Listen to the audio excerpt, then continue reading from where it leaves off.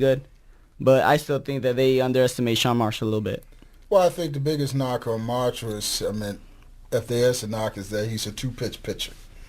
Basically, he's a fastball changeup pitcher. For a lefty, I guess you get by with that, but they're saying he need to come up with a third pitch. He has a slider. He throws a slider once in a while. Once in a while, but on the big leagues, you got to have at least three pitches, especially to start in rotation. But I think Marshall has given the Cubs some quality innings when given the opportunity. My biggest concern is with the Cubs rotation. Again, they putting their stock in Carlos Sobrano, and I got serious concerns about Sobrano being a number one on the major league level. He's never lived up to expectation. He was fine when he was in the rotation with Kerry Woods and Mark Pryor, and he was the number three. He's been thrust in that superstar status, and he's never lived up to it, and frankly, I don't think he ever will. Well, he has the potential. He has the stuff. The stuff is there, and it all comes down to his attitude, if he can handle it. I think he'll do pretty good this year. I'm a big Carlos Zambrano fan. Yeah, he might win more than 6 games this year. Well, he had the potential to win 13 to 15 last year, but the closers the relievers did mess up a couple of his games too. The biggest problem is he didn't miss too many bats with the ball. No, I wouldn't say that.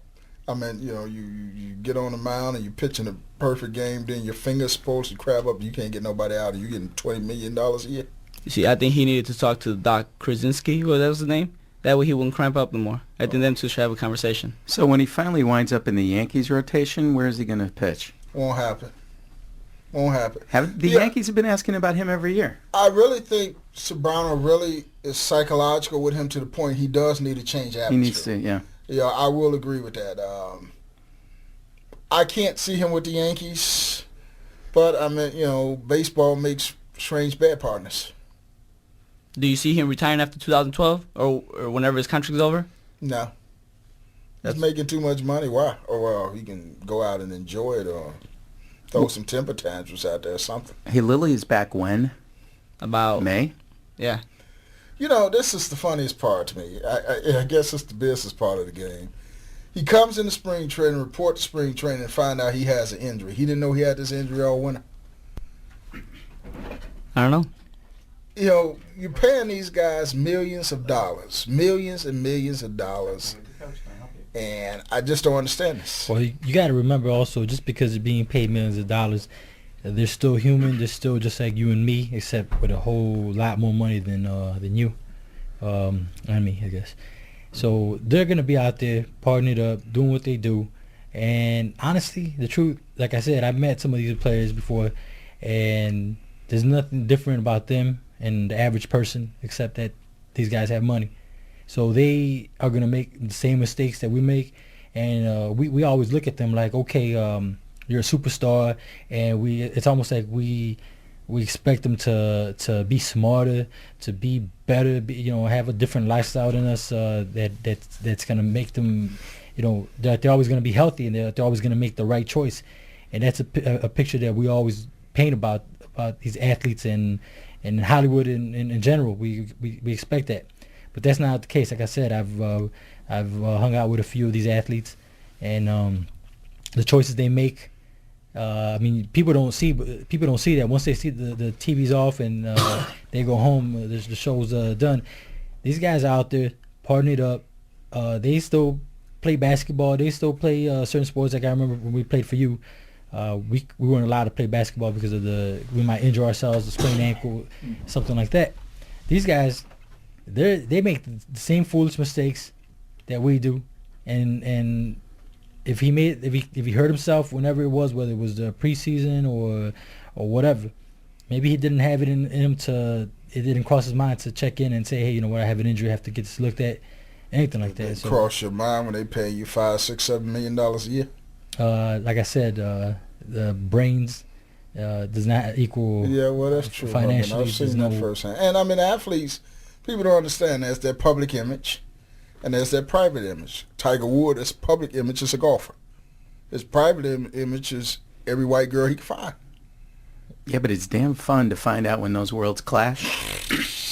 Like, I used to be friends, and we won't name names, but with a former Chicago Blackhawks goaltender who used to like a drink or two. Uh-huh. Funniest guy in the whole world when he's had a few, because he turns into one of these really funny, don't take seriously mean drunks. Uh-huh. And on more than one occasion, he'd be passed out on another player's lawn at the end of the night. Sounds like one of my uncles.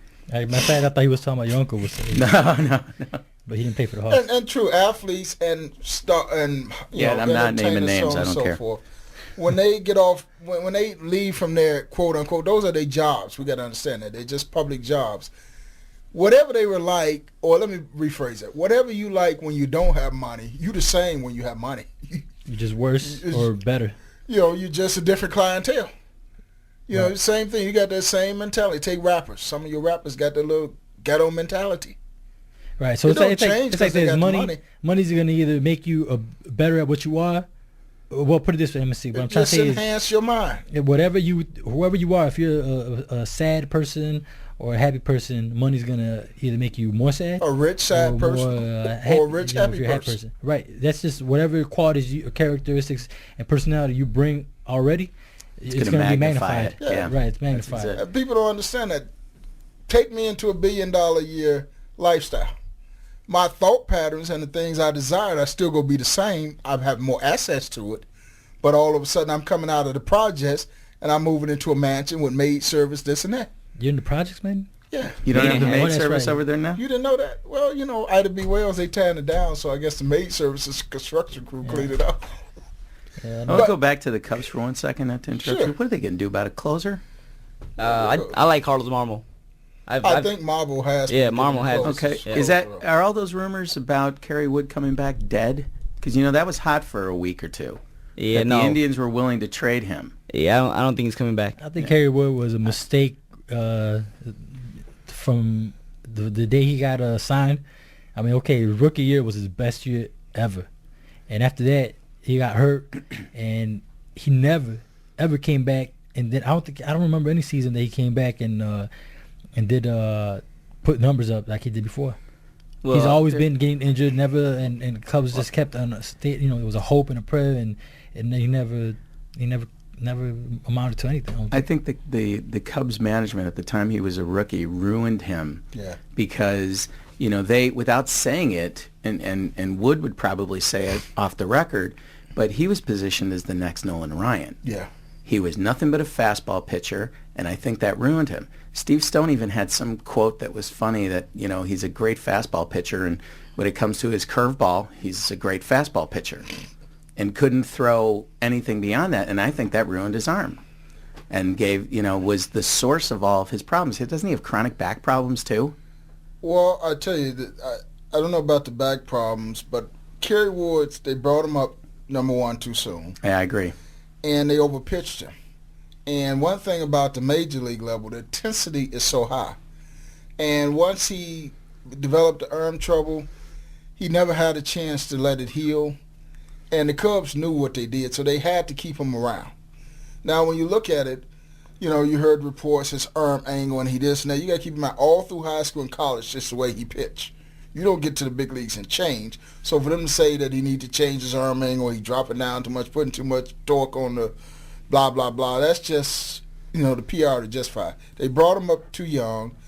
A major league season, or for that matter, going from college to minor leagues to the major leagues, there is no comparison. The innings, the wear and tear on the body that you take as a position player, yet alone a pitcher trotting out there. The difference in veteran pitchers is Nolan Ryan and these guys have been around a long time. Over the years, they learned to develop their bodies and pace themselves so they know how to get through those stages. A pitcher like Kerry Woods, okay, you get off the first half of the season, your rookie year, you're doing fine.